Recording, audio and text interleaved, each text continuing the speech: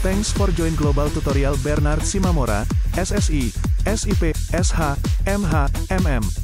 Subscribe, like, and share. Selamat mengikuti. Pengantar administrasi niaga. Topik ke-6 dari 50 topik.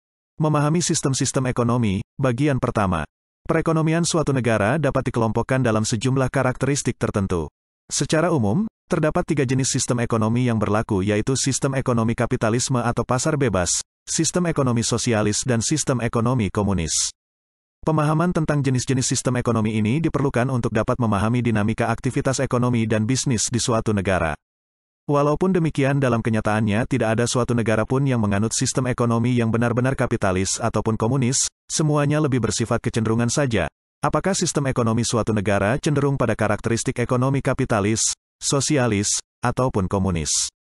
Kapitalisme dan pasar bebas. Prinsip-prinsip pasar bebas yang dianut pelaku bisnis di negara-negara maju seperti Amerika Serikat, Jepang, Kanada, dan negara-negara lainnya telah meningkatkan kesejahteraan masyarakatnya. Sistem ekonomi yang mengarah pada terciptanya kesejahteraan tersebut dikenal sebagai kapitalisme. Kapitalisme adalah sebuah sistem ekonomi di mana sebagian atau semua faktor produksi, tanah, pabrik, jalan, pasar, dan distribusi dimiliki swasta, bukan pemerintah, dan dijalankan dengan asas untuk meraih keuntungan. Di negara-negara dengan sistem kapitalis, pelaku bisnis sangat berperan untuk menentukan produk apa yang akan dihasilkan, berapa upah pekerja, harga produk atau jasa, dan sebagainya. Peran pemerintah dalam perekonomian dan bisnis biasanya berkaitan dengan penentuan upah minimum dan harga produk-produk pertanian. 1. Dasar-dasar kapitalisme. Untuk mendapatkan pemahaman mengenai sistem kapitalisme, di bawah ini akan dibahas ciri-ciri pokok yang mendasar sistem kapitalisme tersebut. A. Adanya pengakuan hak kepemilikan pribadi, yakni hak individu untuk membeli, menjual, dan menggunakan hak milik pribadi seperti tanah, mesin, penemuan, dan sebagainya. B. Adanya hak untuk memiliki bisnis pribadi dengan segala keuntungannya. C. Adanya hak untuk melakukan kompetisi secara bebas dalam batas-batas aturan yang berlaku. Dengan berbagai peraturan yang dikeluarkan pemerintah, individu bebas untuk melakukan kompetisi dalam bisnisnya melalui produksi barang dan jasa dan penggunaan media promosi. Untuk mampu bertahan dan berkembang, bisnis membutuhkan payung hukum dan regulasi di mana semua itu ditujukan untuk menjamin agar pelaku bisnis tetap akan melakukan kewajiban-kewajibannya berdasarkan hukum yang ada. D. Adanya hak untuk bebas menentukan pilihan. Hak ini memberikan jaminan kebebasan bagi individu untuk memilih pekerjaan dan karir yang diminatinya. Kebebasan lain yang dimiliki individu di sini adalah kebebasan untuk menentukan di mana seseorang memilih tempat tinggal dan jenis barang apa yang akan dibeli atau dijualnya. Salah satu keunggulan dari sistem kapitalisme di atas adalah adanya insentif bagi individu untuk mengambil tindakan yang menuntut risiko yang lebih tinggi. Dalam ekonomi kapitalisme berlaku mekanisme pasar bebas di mana keputusan mengenai jenis barang dan jumlah barang yang akan diproduksi ditentukan oleh kekuatan pasar, yakni tawar-menawar produsen dan pelanggan melalui negosiasi. Dalam pasar bebas, pelanggan dan produsen memiliki posisi tawar-menawar yang kuat. Pelanggan mengetahui jenis produk apa yang akan dihasilkan dan berapa harganya. Ketika permintaan suatu produk meningkat, produsen cenderung menaikkan harga. Karena itu, biasanya produsen sangat responsif terhadap perkembangan permintaan dan kemudian tingkat produksi akan disesuaikan dengan besarnya tingkat permintaan. Dalam sistem pasar bebas, harga jual tidak semata-mata ditentukan oleh penjual, namun ditentukan melalui negosiasi penjual dan pembeli. Bila harga jual menurun, maka permintaan produk akan meningkat. Kondisi seperti ini juga terjadi pada produsen. Keputusan produsen menentukan berapa banyak barang yang akan diproduksi, tergantung pada berapa harga jual dari barang itu. 2. Dinamika penawaran dan permintaan. Penawaran menunjukkan jumlah barang yang bersedia ditawarkan oleh produsen pada tingkat harga yang berbeda pada periode waktu tertentu. Jumlah barang yang ditawarkan akan meningkat apabila harga naik karena produsen pada saat itu berharap dapat mendapatkan keuntungan yang lebih tinggi dari kenaikan harga tersebut. Sedangkan permintaan menunjukkan jumlah barang yang bersedia dibeli pelanggan pada berbagai tingkat harga pada periode waktu tertentu. Permintaan suatu barang akan meningkat apabila harga barang tersebut turun. Pertemuan antara permintaan dan penawaran di pasar akan menentukan tingkat harga, yang disebut sebagai harga pasar.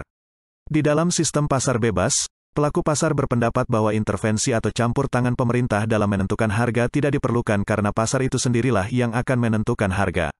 Hal ini berbeda dengan negara-negara yang tidak menganut pasar bebas, di mana pemerintah akan ikut berperan dalam proses produksi dan melakukan intervensi, seperti melakukan subsidi pada barang-barang tertentu agar tingkat harga dalam kondisi terkendali. Salah satu keunggulan pasar bebas yang seringkali dikemukakan adalah adanya kompetisi yang terbuka dalam menjalankan bisnis.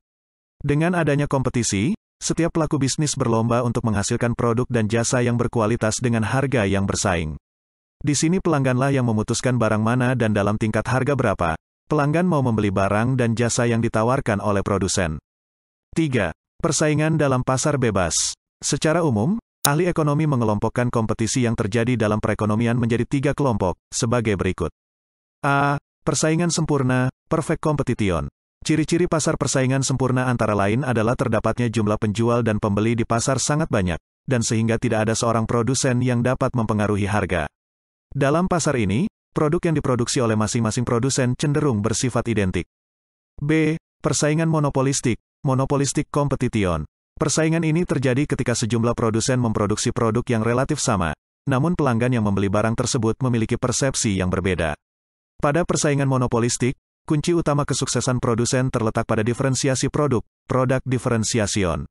Keberhasilan produsen sangat dipengaruhi oleh iklan, merek, dan kemasan produk sehingga sebuah produk yang dijual terlihat berbeda oleh pelanggan meskipun produk serupa banyak terdapat di pasar tersebut.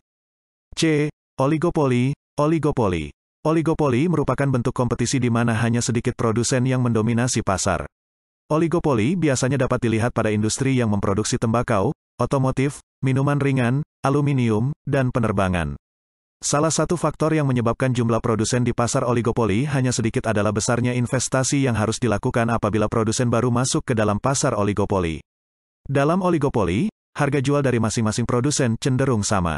Hal ini terjadi karena tingginya tingkat persaingan harga yang ketat dapat menurunkan keuntungan bagi semua kompetitor. Sama halnya dengan pasar monopolistik, kekhasan produk sangat diutamakan. D. Pasar monopoli, monopoli.